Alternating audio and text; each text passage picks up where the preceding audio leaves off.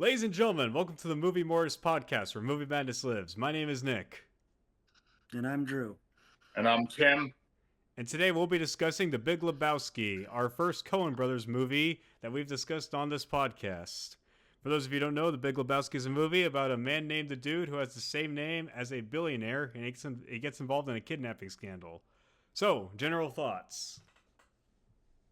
I enjoyed it. I thought it was a pretty good movie. I thought tonally it was somewhat inconsistent, but and I think admittedly I was slightly confused by the ending, just because in terms of like what a sort of the point of the story was, in the sense it's like, where are the Dude and Walter are compared to where they were at the start of the movie. So I was slightly confused by that a little bit. I have my own thoughts on the ending. But overall, I still enjoyed the movie. I definitely thought I did like the characters in this movie. I thought they were at the very least entertaining as well as interesting. Oh yeah. And I thought there were a couple of cool shots that I think really stood out to me, such as the one in that I think it's in the middle of the movie. It's the one where it's the point of view of a bowling ball and it's kind of rolling around as to the pins. Yeah, that's really cool. I think that's a really cool shot. I'd be interested to hear how they pull it off. They probably put a camera in a bowling ball. I read a few bits of trivia on this movie. I didn't read anything about any of the cool camera shots. Like, one of the trivia pieces I read about was every time Jeff Bridges, who plays the Dude, he asked the Coens if the Dude smoked a joint before going to a certain place. If they said yes, he'd start kind of rubbing his eyes with his fist, trying to make his eyes look a little red, to get the effect that the Dude was smoking a joint. All right, Tim, what did you think of this movie? Tim, what did you think about it? It was, well, I mean, even though I bought it for $1 and it was like a very big cult classic film, I just thought it was the weirdest freaking thing I've ever seen. It just hardly made sense to me, but I liked it, of course. It's just that it felt like, what am I even looking at? Why? It's just like, how is this happening? What's going on here? And it just felt like, it just makes you wonder, what happened here? What is this? How is this, is this going somewhere? Or what is this? It was just confusing to me, but I liked it still. It was just funny. And, it's just I know that it felt like that nothing was accomplished in this movie, but it was, at least it was a fun time killer for certain. So yeah. All right, now I want to get this out of the way. I am a big fan of the Coen Brothers. They're one of my favorite directors. And here's the thing: they're normally offbeat directors, but that being said, this is the most offbeat movie I think they've ever made. I feel that. I can't say I've really seen any of the other Coen Brothers movies off the top of my head that I can name, but this movie definitely feels offbeat. But that being said, I kind of enjoyed it. There's something so weird about the movie. Like, when I watch it, I don't feel much, but after watching it, I feel something. Like, it's. I don't mean this in a bad way, but here's one of the things I want to get to. The main character, the Dude. There was something very zen-like about him in the beginning of the film, and then of course, and the very end. There's just something so zen-like about him. Like, yeah, he's a slacker. He doesn't have much going for him, but he just kind of goes through life before this whole scandal happens. Yeah, he's one of those I like to call it passive protagonists, where things happen to him. Yeah, he doesn't really put himself in the story pulls him into it. Yeah, I mean, after his thing at Ralph's, he literally gets beaten up by a bunch of gang members asking him, "Where's the money, Lebowski?" And he's like, "Oh, I'm just a billionaire. I mean, I'm not a billionaire. I'm just some slacker dude. Okay, I'll pee on your rug. Don't pee on the rug." Admittedly, the peeing on rug thing was admittedly kind of random, but funny. Yeah, but I mean, it's like Drew, you cut out. Can you repeat yourself? Like, if there's anything that you're gonna do to teach this guy a message, you're gonna urinate on his rug. Yeah. Like, of all the things that you could do, that's pretty random. Yeah, and And also, and of course, he also, I feel like this might just be worthy at the end, but I'm just gonna say it. Fuck it. Do I want to talk about the ending right now, or do I want to wait till the end of the podcast to like talk about the ending? Because I feel like the ending kind of really does deliver this a certain message about you will have your bad days. You will feel like nothing got accomplished despite everything you went through. But at the end of the day, you can be like the dude, and you can abide. The dude abides. Abides by what? He just abides. Like Like the the rules of society. he just kind of goes about his own way. He goes bowling. He sits in his room, smokes pot. Not that I'm trying to say it's a good lifestyle, but like, dude, they go bowling a lot. These guys would love Roman Bellic from. Yeah.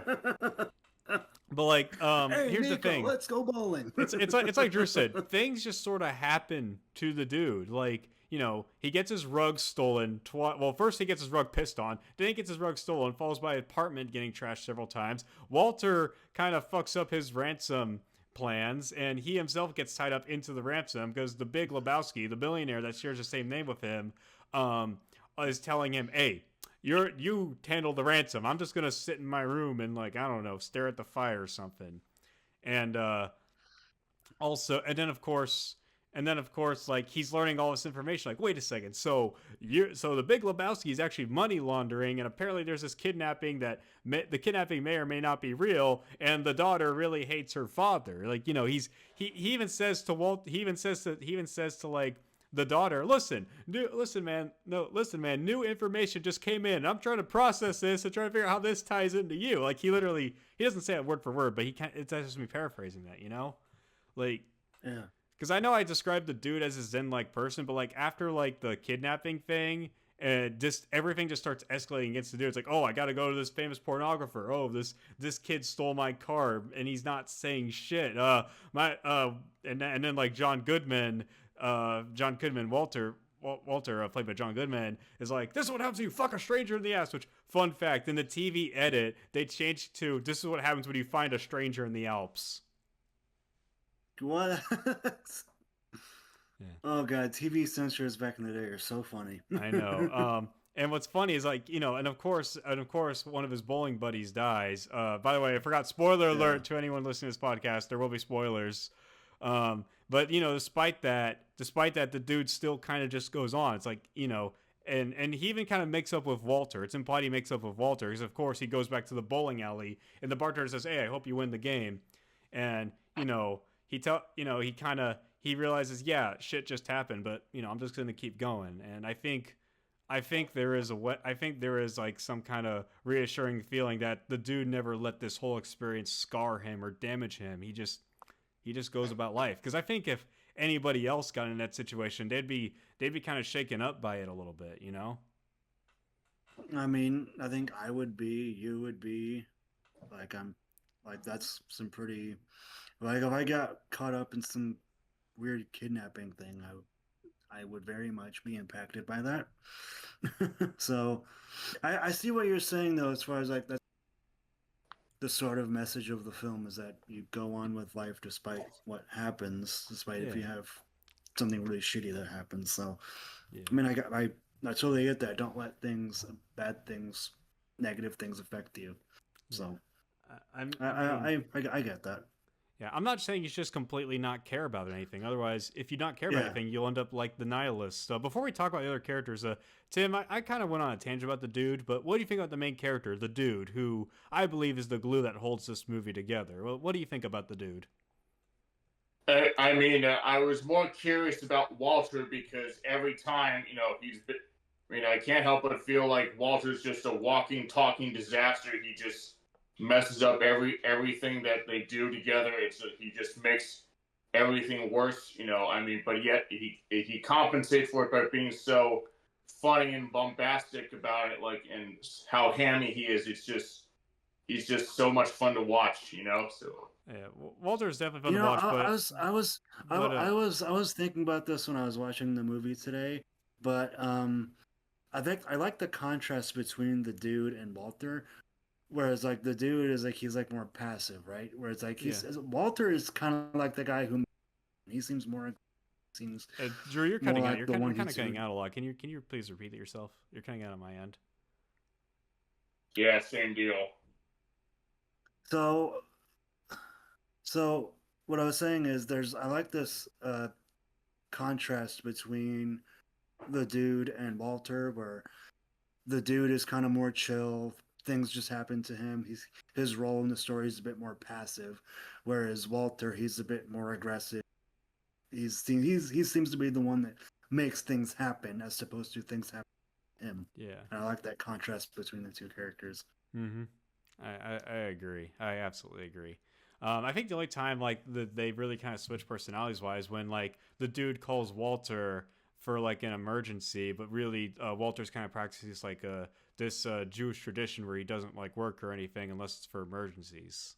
You know, that's the only time. It was like the dude, you know, because Walter's like, you know, man, this was supposed to be like, you know, that Jewish holiday. I'm not supposed to do anything except for emergencies. And the dude's like, this is an emergency, man. That's not me trying to mock him. That's just my worst Jeff Bridges impression. Anyways, but yeah. That's I think the only time they kind of flip personalities for a bit before the dude finally goes back to being passive.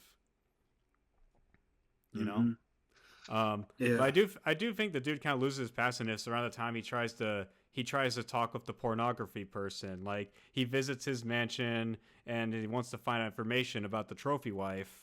And you know, when he actually leaves, he actually tries to scribble what he wrote down, but he doesn't get much information because he gets drugged. And next thing you know, he's in a cabin demanding that the music get turns down because he hates the Eagles. Whereupon the cab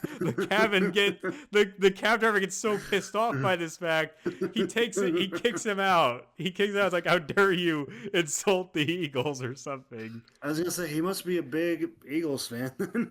Yeah. And then, of course, we learned that the kidnapping wasn't. The trophy wife was fine. But yeah, I like the way that's revealed though.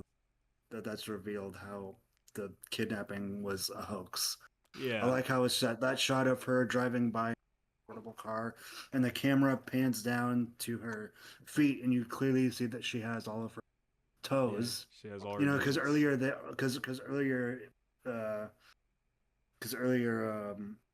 the dude gets the the severed toe from somebody, and we find out. Oh shit, Drew, you cut out again. Are you fucking kidding me? Yeah, it's not like freezing. It's just like the mic's just kind of muting. So what I was saying was, I like how it's revealed to the audience how the kidnapping was a hoax. Where you see the I think her name is Bunny, right? Something like that. I think it was Bunny.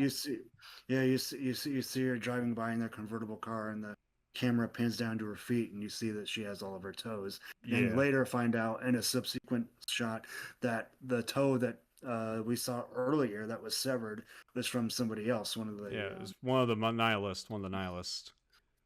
Yeah, which did somewhat confuse me because it's like, okay, did she go along with this whole fake by sacrificing one of her toes? I mean, considering the philosophy of the nihilists in this movie, yeah, she pretty much did. Which I'll get to the nihilists later, but yeah. Well, since we're on this Tarantino-ish topic, so one of the promotional material for this movie, for some reason, one of the posters like. You have like Walter and the dude, and in between them is like the woman's foot with like the pinky toe missing. That never happens in the movie, but it's been used in promotional material. Mm-hmm. I don't know why they did that. Who was in charge of promotional material? Rex Ryan? Anyways, that was such a random reference. Like when I hear the name of Rex Ryan, I think of the guy who used to be the coach of the New York Jets. That was the reference, and there's like a. I don't know. I heard a joke about that from like a YouTube channel. I'm like, wait, what does that have to do with Rex Ryan? Why is he a sports coach? And I'm like, I read from like, oh, okay. I'm not gonna elaborate on that. If you know, you know. Okay. I'm not gonna elaborate on that. But anyways, But yeah, that's just a weird marketing material I've noticed when I was like looking at like when I was looking for stuff relating to the Big Lebowski. It's like, wait, that never happens in the movie. You don't. I mean, yeah, you see her barefoot at one point, but like you don't see the fucking toe cut off. But yeah, that's just weird marketing. Anyways, I want to go back to Walter and say, yeah, I agree with you, Tim. Walter is a pretty interesting character. Like, yeah, he's a lot more active. I mean, he even spawned the "Am I the only one who cares about blank" meme, like that from like 2008 or 2009 internet. Yeah. You know, when we had impact font and everything. Yeah, I remember that. I remember those memes. Yeah, not to mention he is very passionate about bowling. You know, am I the only one that cares about the fucking rules? You crossed the line or something. Like, in a way. And what's really interesting too is that someone pointed out that he's still loyal to his wife despite being divorced. You think Walter would just be like his own, like, yeah, fuck my ex-wife or anything? No, but no, you know, he still practices Jewish tradition despite only converting for his ex-wife. And you know, he still watches over the dog and everything. It kind of makes you wonder, you know, what are Walter's morals? Or if some people said it was like a reference for him kind of being metaphorically castrated, but I don't know if I agree with that entirely. I'm sorry, was that a lot to take in? No. Yeah.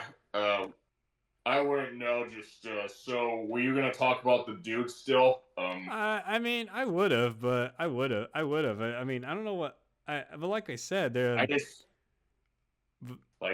find it funny that dude tolerates almost all of Walter's antics, but then again, like, you know, look at his apartment. He's a total slob. I mean, well, to be fair, his apartment looked decent until it got trashed. And he even tried to prevent people from breaking in, only for them to break in successfully and then trash his apartment further. Oh, yeah, and the dude would trip on his own freaking woodblock again. And, of course, he mentions, that rug really did tie the room together. Yeah. Mm-hmm. I find it also strange, like, what was the point of this movie? Was the Big Lebowski, the millionaire, was he trying to, like, just frame some loser he was trying to launder money from his own charity, as explained by the daughter, Maud Lebowski. Maud, who is that feminist artist, basically does not like her father, and he said to the dude, "Oh yeah, my father would steal money from his own charity." So yeah, the Big Lebowski, the millionaire Lebowski, he was basically using the dude for his own dirty deeds. I was gonna say, wasn't he tried to at some point frame the dude too for something? Yeah, he was. As part of this whole kidnapping thing. Yeah, and it makes you wonder. Like it's funny because the millionaire Lebowski, he often talks about how men built America and how men deserve their wealth, and he even like patronizes the dude for being a slacker. When the dude's a fucking slacker and he doesn't care for anything, but the dude has a moral compass throughout this movie. Like, he genuinely, like, when he learns that the wife's been kidnapped, he's like, you know, he's concerned for her. He cares for her life, and you know, he even doesn't want his buddy Walter messing things up, and he likes going bowling, obviously, and he's very upset about the rug, you know, that really tied the room together. And he also gets upset about his car, and you know, he tries to handle things like, he's not a millionaire, but compared to the millionaire Lebowski, the dude's a nice dude, no pun intended. I mean, the billionaire kind of seems like an asshole. He is. I mean, like, he may be referred to as the Big Lebowski, but it kind of makes you wonder, maybe the dude was the Big Lebowski all along. Yeah. Okay, fuck, roll credits. But anyways, but yeah, because I feel like this is a tale of two Lebowskis. You got the millionaire who, you know, he's disabled. He sits on his ass all day, which Walter thinks it's fake, but turns out it's real. He really is disabled, but like, you know, he's an arrogant douche, and you know, he doesn't care about his trophy wife who just randomly went on vacation unannounced, and the kidnapping was faked. And then meanwhile, the dude, is just. He's just chilling out, bowling and smoking. Not that I'm trying to say, you know, lazy lifestyle is good, but you know, the dude just feels like somebody you'd have a soda with. Yeah. Fun fact: did you know that it was supposed to be implied that one of the reasons the dude actually is able to make a living because he's actually like I think they were gonna make it so that the dude was like a famous relative of the person who invented the Rubik's Cube, hence why he doesn't have to work. But they never put it in the movie. Okay. Yeah. That would have been very 90s. Yeah. So yeah, that's all I really got about the dude. It's just like, he is the main character. He even though he's not the Big Lebowski, maybe the Big Lebowski could have been him because like Roger Ebert even pointed out in his review is that the whole movie felt like the dude was being tested if he can really take it easy despite everything he went through. And yeah, sure, he got upset. He had his emotional moments, like when he blew up at Walter after Donnie's ashes flew right into his face. Like, he made up with Walter, went bowling, and kind of went about life as he would. Yeah. He has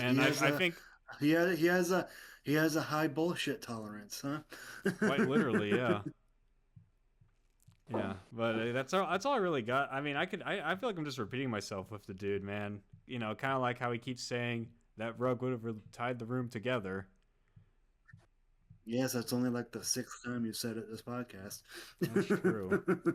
But yeah, Tim, that's my closing thoughts on the dude. But like I said, the other characters are really cool too. Walter, he was a lot of fun to watch. And John Goodman's performance is absolutely amazing. In fact, I think John Goodman says that's one of his favorite on-screen appearances. You can tell he's having so much fun, John Goodman. You can tell he's having so much fun.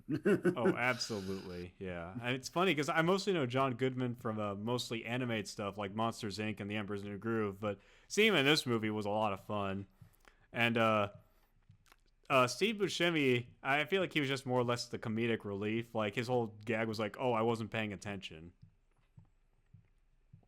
Yeah, which one was Steve Buscemi again? He was Donnie. Donnie, okay, yeah. Like he'd always barge into the conversations, and the John Goodman would be like, "Shut the fuck up, Donnie. Pay attention." Yeah. What did you guys think about Donnie? I know he's not part of the. He's not really important to the film, but he was part of the dude's entourage. What did you guys think of Donnie? I liked him. I thought he was entertaining. He was the good comic relief. Yeah. Admittedly, I didn't find him like super funny, but I found his moments entertaining at the very least. Yeah. I mean, outside of that, he didn't make that much of an impression on me, to be honest. Outside of a few entertaining scenes. I agree, but I feel like he was just kind of purposely made to be shit on by John Goodman for not being into the conversation. Tim, what did you think about Donnie? Yeah, you guys were cut off, so were you saying something before Donnie or what? Like, yeah, Donnie, the third person in the dude's bowling team. What do you think about him, Tim? Because he didn't really add much to the movie, but his death seemed to have made an impact on the narrator, because like I said, I didn't like seeing Donnie go. And of course, his death I thought it was cool. Just felt bad for him constantly being told to shut the hell up, so felt bad for him. But he kept butting in and not paying it because he kind of joined the conversation late. Yeah, well, yeah, he seemed pretty cool to me, so relatable, I would say. Really? Why do you think Donnie's relatable? I don't know, maybe it's because, he has some, given his general behavior and stuff, I mean, it feels like you can just, be friends with this guy and just, I don't know, just, he seems cool to me, and you'd totally have a beer with him. I kind of feel more that way with the dude than I do Donnie, if I'm being completely honest. Yeah.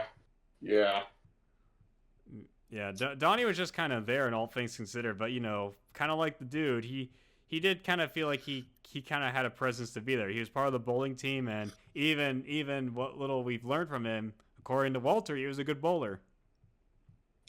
I don't think we ever actually see him bowl at any point, do we? We see Donnie bowl, but we don't see Walter or the dude bowl. Oh, okay. I mean, we see the dude imply to be bowling in the dream sequence, which, had no real purpose in the movie, really, except look at this weird shit. Mm-hmm. The dream sequence. What was the deal with? What was that deal with that one guy who they were competing with, the guy who they Jesus. set up to be a bit of a sex offender. That guy, yeah. I saw his name tag. That dude named him. That dude named Jesus. Like what? Was it Jesus or Jesus? Jesus. It was. Yeah. Okay, because I thought he called himself Jesus. Like he's this flamboyant bowler. Because I think in regular English pronunciation it's Jesus, but I guess in its native pronunciation it's supposed to be Jesus. Yeah, it is Jesus in English, but like I don't know. The guy had that like Latino. Like I've seen the movie twice. But I think he calls himself Jesus once, but the only time he really is mentioned is in the beginning where he's like, oh yeah, that guy may be a good bowler, but he's a sex offender because he exposed himself to an 8-year-old, and like because that's the thing. They even show him going door to door having to tell her he's a sex offender. Oh yeah. That guy, even before you learn that dude just seems like an asshole. He is. Because he comes up to our talking shit, and then he walks away, and you're like, oh yeah, he's a sex offender. And of course, after that, after like trash talking the dude's bowling team, the dude just kind of goes, well, that's just like your opinion, man. Another meme from this movie. Yeah, this movie spawned a surprising amount of old memes. Yeah. Speaking of characters, what did we all think about Maud Lebowski, the daughter who does not like the billionaire Lebowski? I liked her. Yeah, she was kind of interesting. She kind of felt like she wanted to be the contrarian to the billionaire Lebowski. Even though the billionaire Lebowski hates the dude, she admires the dude a little bit. Like, I mean, she doesn't like the dude, but I feel like she's like, yeah, this dude's pretty cool. That, hey, impregnate me. Yeah. Yeah. No, I think even if Moore did a pretty good job. Yeah. I think she was a strange character, but it definitely. I think she's kind of supposed to be a little strange. Even the way she talks sounds very straightforward and very almost unnatural. So I think that's supposed to, and plus her hair is kind of a bit strange too. Oh yeah, she has that like Edna from Incredibles cut, you know. Yeah, and this movie came out before The Incredibles, right? Oh, absolutely, yeah. But yeah, I think in a way, like again, she is like she's trying to be the antithesis of her billionaire dad, where she's not very materialistic, but she knows a lot. She knows about the pornographer that the wife supposedly owes money to, which we never know if she actually did owe money to or not because she just went on an unannounced vacation and came out happy. But whereas the pornographer just kind of all he really did was drug the dude and that's it. Yeah. And still, the dude just doesn't know what to do with all this information because he just felt like he was being a plaything for. I feel like even though Maud Lebowski probably does respect the dude in some way, he kind of felt like a plaything to both the billionaire Lebowski and Maud, and especially the nihilist. Which I know I mentioned. I wanted to get to the nihilist real quick because you know how I mentioned how the dude just doesn't really have a lot of ambitions, just kind of goes with the flow. I feel like the nihilist is what happens. The nihilists they literally do not care for anything except for of course the money that they fought the kidnapping. They thought they'd actually be getting money, but there was never any money to begin with. But I feel like the difference between them and the dude is that, like I said, the dude has morals. He actually does feel like he has a soul and does care for certain things. Like again, he was scared for the kidnapping, unlike the nihilists are just like, we'll just do this for the money. We don't care. But then they suddenly start to care when they don't get their money. And so they decide to strike. Yeah, because they're fucking greedy. Yeah, I know. And it's even more weirder when they decide to burn down the dude's car, and then they learn what happens when they find a stranger in the Alps. The opportunity was there. I had to take it. Fun fact: a lot of people said that's their favorite TV edit of all time. More so than snakes on a plane going, I've had these monkey fighting snakes on this Monday to Friday plane. Yeah. Hey, TV stations, trust me, you're better off just bleeping out the stupid. Yeah, they don't just they also just kind of just they either bleep it out or they just keep it completely silent. Because I've watched Die Hard on TV, and of course they just had John McClane saying "Yippee ki yay," and that's it. He doesn't even say motherfucker or anything. But that being said, in Die Hard 2 TV edit, it's unintentional comedy gold when he says "Yippee ki yay, Mr. Falcon."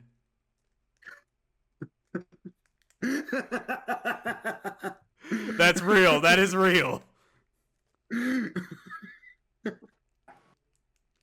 Yeah, if we talk about turning red, it also had its own share of funny TV edits. But anyways, Big Lebowski. Before we find a stranger in the Alps, let's get back to Lebowski. I have to look that clip up now because I don't know if it's poorly dubbed or maybe John Goodman actually went in to dub it. I don't know. But like I said, the nihilists, they don't care for anything. But there is an argument to be made that the dude may not care for stuff, but he does have a heart compared to the nihilists who are just a bunch of assholes. Mm-hmm. And what's even more weird about the nihilists is that I think some are implied to be friends with both the trophy wife and Maud Lebowski. Yeah. So that's even weirder. Like are the nihilists just agents of chaos who'd be like, okay, you guys do this, and okay, you guys do this? Fun fact: I think one of the nihilists was played by a member of the Red Hot Chili Peppers. I cannot confirm or deny that. Yeah. What did you guys think of the nihilists? I mean, I'm not too big on the Red Hot Chili Peppers, so I'll be honest. The nihilist is a character that I really. Oh, Nihilist number 2, played by Flea from. Yep. It was Flea. I mean,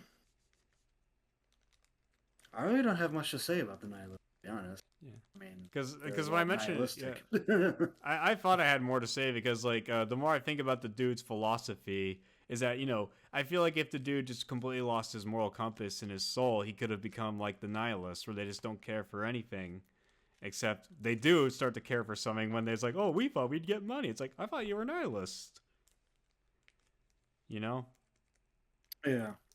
But I don't even think. Listen, I'm no philosopher, but I don't think the nihilists were actual nihilists. They just want to. They think they're just calling themselves that because they don't care what happens to them when they fuck around with people, or rather find strangers in the Alps like they did with the dude's home and car. I'm sorry, that line is just too fucking funny. I'm gonna milk that for all of its worth.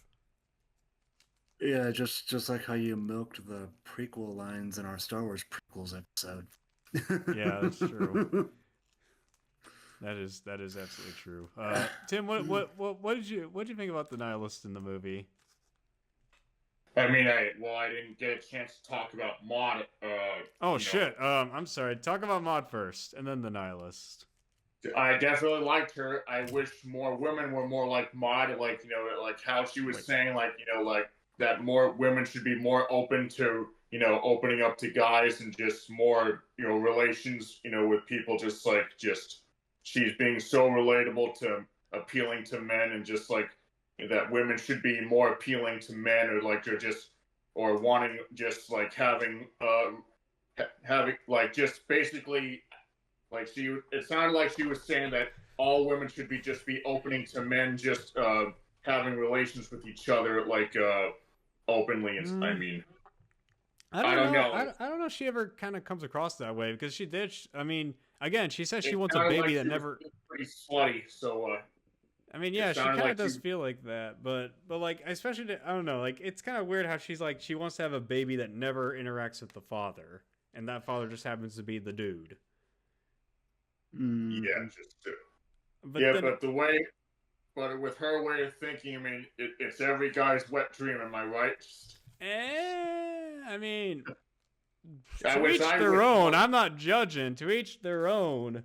But But like, I don't know how I'd feel of like a woman that exactly acts like that. I mean, she's definitely very strange. At least she is kind of honest, but at the same time, she did kind of break into the dude's home and take his rug, which really tied the room together. But just like I don't know if I'd say that she's the ideal woman. I mean, she has like a very strange I aura wouldn't say about it. her. I don't know if she's like exactly nice to the dude. I mean, she does kind of give the dude support. It's like, oh yeah, the kidnapping was fake. The billionaire is an asshole, which she is right about the billionaire Lebowski. That the billionaire Lebowski is a huge tool, but like I don't know if she might be a little too egocentric or anything. I mean, Tim, do you believe you can fix her? I ain't judging. Well, what? Well, I just wish that women would think a lot like her. Just just be so eccentric and everything. Just be so hyper eccentric and just freaky and stuff. So just I wish women were like more freaky and stuff. You know what I'm saying? Like. I mean, like I said, to each their own. I'll be honest. This is getting a little weird. Yeah, I agree. I mean, shit. Yeah. But again, like I never saw Maud as like some kind of sex symbol. Just like I said, she was just trying to be the antithesis of what the billionaire Lebowski is, and what the billionaire Lebowski was a huge douche nozzle who cared about material goods, who prided himself on his heritage and the fact that he laundered money from his own charity.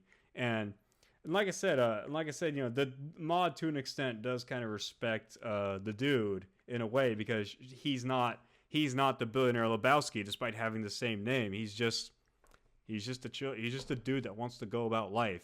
He doesn't care. Like again, what really peeved him was the fact his rug got stolen, and of course he even gets more peeved when he realizes, wait, I was just a pawn in your little money laundering scheme. And of course, Walter helped him out. I mean, Walter probably showed more anger towards him, but the dude was just probably pissed off, just like, oh fuck, man, I'm gonna go smoke a joint or whatever. But Walter said, now let's go beat him up. So, and I think it's more funny too that the billionaire just kind of, like I said, I know the billionaire is supposed to be disabled, but just he sits down and does nothing. He just sits around the whole movie. Whereas the dude, despite being the slacker, he actually goes places. He does things. It's pretty, again, it makes you wonder. The billionaire may be big, but maybe the Big Lebowski was the dude. Did you know this movie spawned a religion? It did?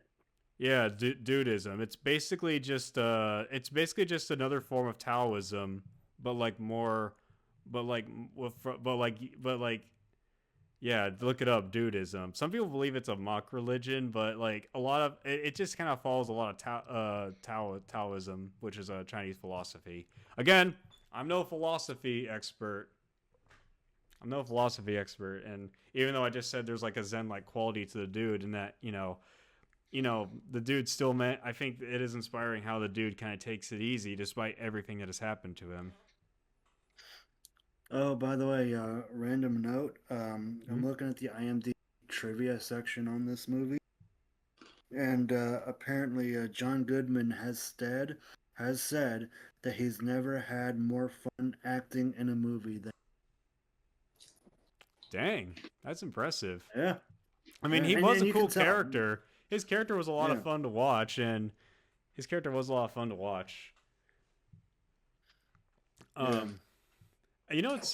kind of funny in both the beginning and the end. I kind of like how it kind of sets up this dude's random town of California like a little western, but instead of being a cowboy, he's more just kind of a wanderer kind of dude, no pun intended. Yeah. And the narrator I thought was pretty cool. Like I no joke. Before this podcast started, I'll be honest. When I first saw the narrator, I'm like, so familiar, and his voice is so familiar. Like, who? I know I've heard that voice before, and I've seen that face. Yeah, and I think that, and maybe I'm looking too deep into this, but I thought the tumbleweed was kind of a nice metaphor for how the dude kind of sees life. It kind of goes about and abides. Also, Oh, it was Sam Elliott. That's who it was. That's who Sam plays the Elliott. narrator. Yeah. Sam Elliott. I And feel like I've heard the I, name before. the reason why I'm mentioning the narrator is because his final lines kind of I kind of feel like kind of sum up this whole movie very well. His last final monologue where he's just like, you know, the fact that the dude abides makes me feel better because, like you said, after everything he went through, the dude abides. I know I keep banging on about the message, but I feel like that is kind of the message of the movie. Just take it easy. You're gonna have your ups and downs. You're gonna have your gutter balls. You're gonna have your miserable life, and sometimes it all feel for nothing. But you'll be okay as long as you abide. You'll be okay. Yep. Well, I find it a little strange that literally nothing was accomplished except that the dude's name was cleared, of course, presumably, but Yeah. it feels like nothing ever happened. It's like you think that they would have accomplished something except clearing their name. So I'm going to assume that's the only thing they've accomplished throughout the whole movie was clearing their name. Yeah, no, I kind of feel like that was kind of like I said, the dude was just kind of a slacker who never really was, hoping for big ambitions, and he just kind of wanted to get by. And the fact that, after everything that's happened to him, he still managed to get by and not have this scar him forever. I feel like in a way he did get something done, and that is make it all out in one piece. Even sure, his car got destroyed. Sometimes the goal is to just make it out in one piece. Yeah. Sometimes that's the happy ending. I'm gonna be honest. Sorry, you first. I mean, as somebody who watches a lot of horror movies, but and a lot of times in horror movies, the ending, the quote unquote happy ending, is making it out alive. I feel like it's something kind of similar here, where making it out okay and being able to is kind of. Drew, you cut off. You're being able to what? I have no idea what's going on. Being able to go back and live your life after doing with all this shit is kind of the point of the movie. That's the happy ending. Yeah, I mean, compared to horror movie protagonists, the dude never faced like ghosts, monsters, zombies, serial killers. I didn't mean that more literally. Oh no, it's fine. It's fine. He even made up with Walter despite the fact he got angry with him. Which, by the way, what did you guys think about? What did you guys think about the scene where they're trying to scatter his ashes, but the ashes blow into the dude's face? What did you guys think about that scene? I don't know. Was it really needed? To be honest, I thought it was kind of funny. I thought it was kind of funny because I feel like that's when the dude finally kind of broke down and feel like he would have probably completely lost himself, but he kind of embraced Walter and hugged it out, and Walter just said, "Let's go bowling." And then we kind of see that resolve in the final scene of him at the bowling alley. I just find it a little weird that Walter just fucks up everything he touches, and yet, they're still good buddies afterwards, so... Well, I mean, like I said, this was all just a part of the test of the dude. Could his philosophy break him and cause him to change permanently? Or maybe he still keeps it all in one piece, Like I mentioned, The Big Lebowski is a strange movie to me because not only is it weird and offbeat, but nothing ever happens. And when I watched this movie 2 times, first time I thought I was like, yeah, it's good. The second time, just like, yeah, it's good. But after the second time, I'm just like, huh, the dude might have been onto something. I'm not gonna say I'm gonna convert to dudism or whatever, but I'm starting to understand that. Maybe things will be okay. Like, I feel like maybe I hope this message, I know I'm just looking too deep into the movie, but maybe this message might just resonate with a lot of people considering what's going on in the world right now. Or maybe, it's very rough out there, but I think maybe we can just take a page from the dude and abide, There's kind of many ways you can look at that. Some good, some bad. I won't elaborate, but I think you can kind of get what I'm talking about.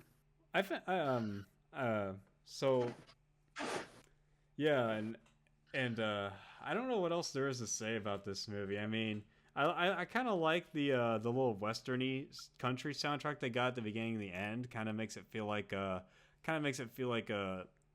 not, I don't want to kind of, not really a Western per se, but it kind of sets that stage for Los Angeles or whatever. I don't know if it is LA or just California in general, just a California town. And the dream sequences, while not serving much of the story, they looked really nice and surreal. Like the part where he's flying, or that freaking like fake porno. Those visual for me. Sorry, what did you say about the visuals? Those dream sequences were probably the weird part of this movie. I agree. Tim, what do you think of the dream sequences? Tim? Ah, shit. We lost Tim again.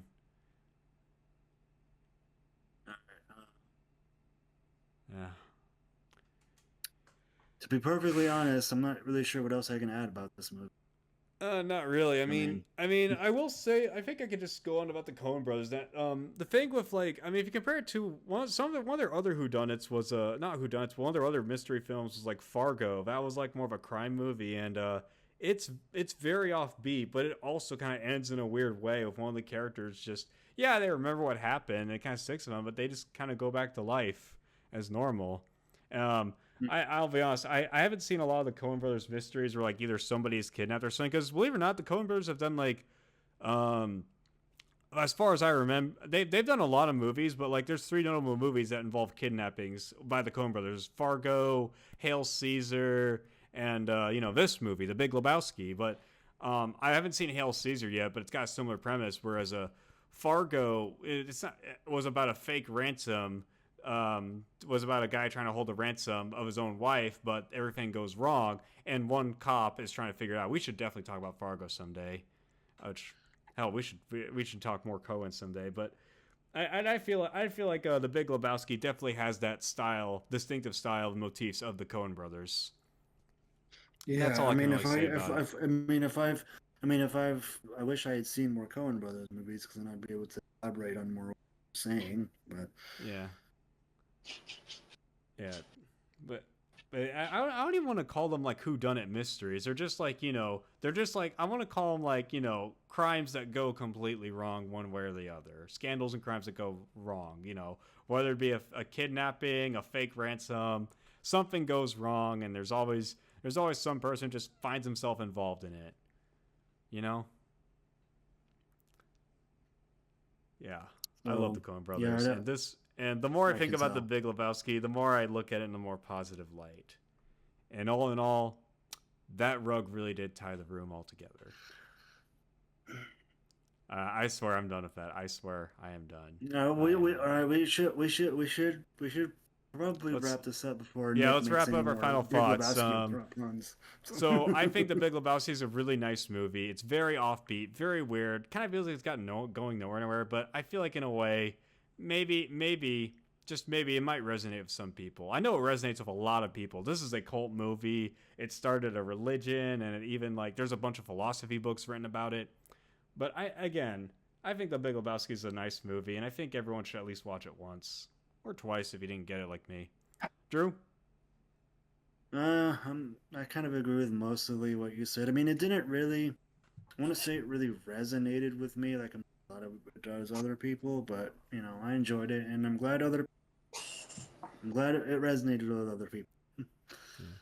Tim, what are your final thoughts on The Big Lebowski?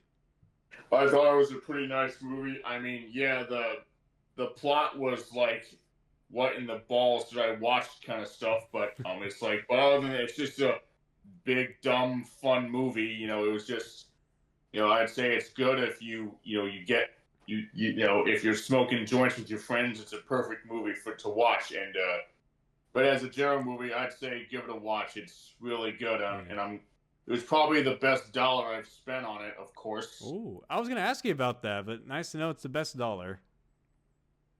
Yeah, I got it at a bookstore for $1 on DVD. Nice. I mean, it's not. It ain't. Well, it wasn't high quality. It was just an old copy of the movie. But who can say? Yeah. Yeah. Yeah. Well, The dude abides, and I hope we all do in the end. Thank you all so much for listening to this podcast. If you enjoyed, be sure to like, comment, subscribe, and follow us on the socials if Drew links them by any chance. And we hope to see you all in the next video.